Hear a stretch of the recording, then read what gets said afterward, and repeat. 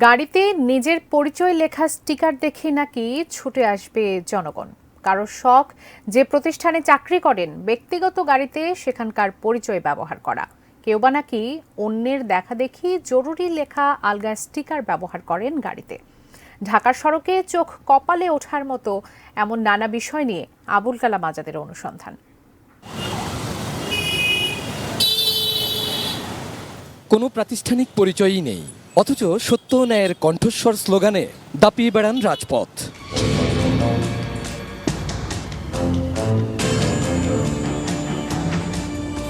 কথায় বলে শখের তোলা ৮০ টাকা, তাই ব্যক্তিগত গাড়িতেই পূরণ করলেন সেই শখ।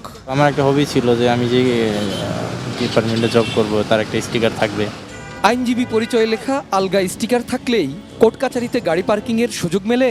কোর্টে ওটা না দেখলে যেতে দিব না, পার্কিং করতে দিব না। এরকমই গাড়িতে একটি বিশেষ প্রতীক ব্যবহার করলে নাকি হাসপাতালে ঢুকতেও কাজে লাগে।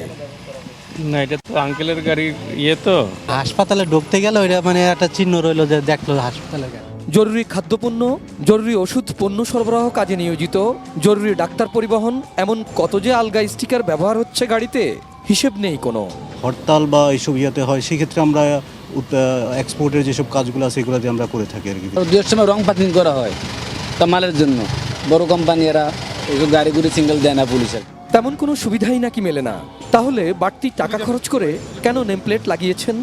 সুবিধা আসলে তেমন কিছু পাচ্ছি না, অনেকে লাগায়, আমিও লাগাইছি আর কি। ডিএমপি কমিশনারের নিষেধাজ্ঞা সত্ত্বেও আলগা স্টিকার ব্যবহার হচ্ছে আইন শৃঙ্খলা বাহিনীর পরিচয়ে।